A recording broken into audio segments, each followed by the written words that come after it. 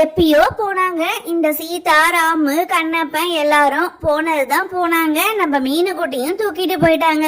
மார்க்கெட்ல என்ன ஒருவேளை ரொம்ப கூட்டமா இருக்கோ, இன்னும் வீட்டுக்கு வரல. அம்மா, வீட்டுக்கு தேவையான காய்கறி, மல்லிகை ஜாமான் எல்லாம் வாங்கிட்டு வரணும்ல.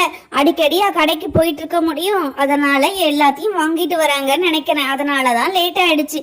ஆனா மீனுக்குட்டியே நம்ம கிட்ட விட்டுட்டு போயிட்டு இருக்கலாம். அத்தை, வீட்டுல கரண்ட் இல்லாதனால போர் அடிக்குது.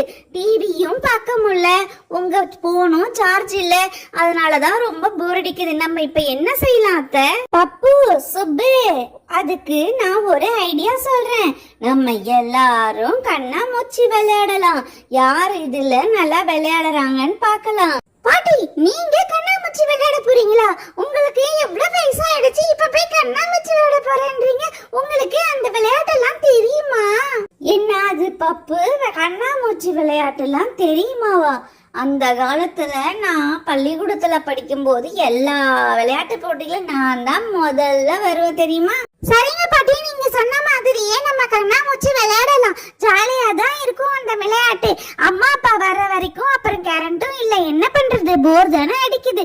நம்ம விளையாடலாம். ஆனா பப்பு தான் ஃபர்ஸ்ட் கண்ணை பொத்தணும்.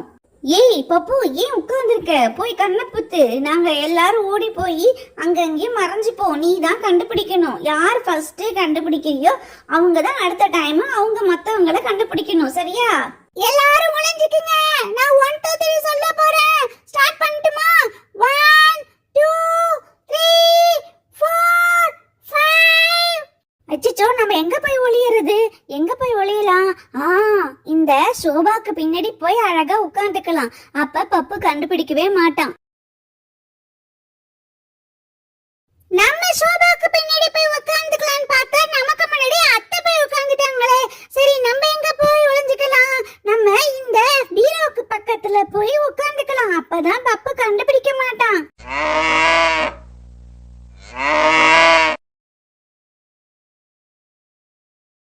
மதுவும் சுபுவும் போய் அழகா உட்கார்ந்துக்கிட்டாங்க மறைஞ்சி. நம்ம என்ன செய்யறதுன்னு தெரியலையே. இந்த விளையாட்டுக்கு கூப்பிட்டதே நான் தான். இதுல வேற சாம்பியன் நான் தான். ஸ்கூல்ல ஃபர்ஸ்ட்னு வேற உளறி வச்சிருக்கேன். சரி, இந்த கிணத்துக்கு பக்கத்துல உட்கார்ந்துக்கலாம்.